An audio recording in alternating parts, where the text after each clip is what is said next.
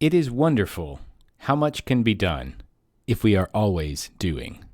Thomas Jefferson. DC Tribe, Josh Thomas. Today, I'm going to talk about a trip to Oaxaca, Mexico. But before I do that, I want to make sure that you have an opportunity to go to dozonedna.com and take the DoZone DNA profile. It's a personality profile assessment built specifically for entrepreneurs, and it teaches you how you operate so that you can build a world around you for optimal performance. Once again, that's dozonedna.com. Also, to make sure you don't miss any future episodes, I want you to subscribe on Apple and or Spotify. Leave a review if you like it. Tell me in private if you don't. Or you can leave a bad review if you want. It's fine. Doesn't matter. But back to my trip to Oaxaca. First of all, Oaxaca is the mothership of a liquor called mezcal. And mezcal is made from agave. It's not tequila because it's not made in Tequila, which is an actual city in Mexico. But it is also made in a different way. So it's made from the same plant, but in a different way. They usually distill it in clay pots, and they'll stick a turkey breast in there, and it picks up this kind of smoky, meaty flavor, and it's amazing. Some people hate it. I love it. I love it so much that I took a special trip to Mexico just to drive down to the state of Oaxaca, where almost all mezcal is made. And we ended up in this tiny little village whose name is escaping me at the moment. There was a giant tree, like one of the biggest trees I've ever seen. And then there was Santiago Matatlan. That's what it was called. Santiago Matatlan, this tiny little village where most of the world's mezcal is made. And so there was a mezcaleria, a little distillery on the side of the road, and it was super popular. And there were a ton of tourists there, mostly Mexicans.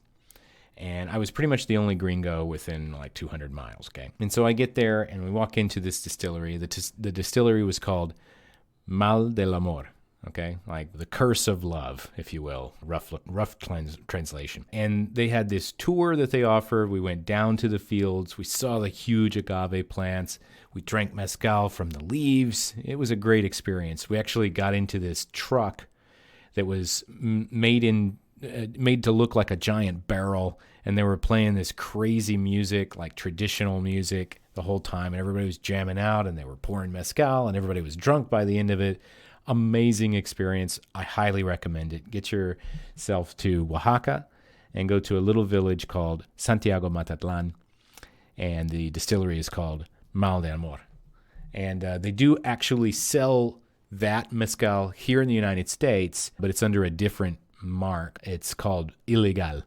So if you go to the liquor store and you look for mezcal and you see a little orange label that's called Ilegal, that actually comes from the Mal de Amor distillery in Santiago Matatlan. Anyway, I digress. So after we did the tour down to the fields for the agave, they took us through a tour of how mezcal is made. And it is the best way I can describe it is it's an artisanal liquor, okay? It's not made in huge quantities. And it's made following a very traditional process, and they haven't really changed it in hundreds of years. One of the first things that they do is they take the agave, they chop off all of the leaves, and they chop up the head, if you will. They call it the piña, or the pineapple, because it kind of looks like a pineapple. So they take the piña, and they chop it up, and they start a fire underground, and they throw some rocks in there so that the rocks heat up. And then they toss all of the piña in, and then they bury it for like 3 days. And so they bury it because what that does is it kind of softens it up and tenderizes it, roasts it a little bit. Kind of like, I've never been to Hawaii, but they do the pig roast thing where they stick the pig in the ground. It's kind of like that. So they stick it in the ground for 3 days, and then they move all the dirt away, and they pull the piña out, and it's kind of really tender, and they stick it into a big vat for another few days so that it can ferment. And as it's fermenting, you can it turns sweet. It creates this kind of, I can't think of the word, but it basically turns into sugar, and you can taste it, and it's kind of like a little bit sweet to the taste. Actually, it's a mix between like really sweet, like if you've ever had, like honey in your water.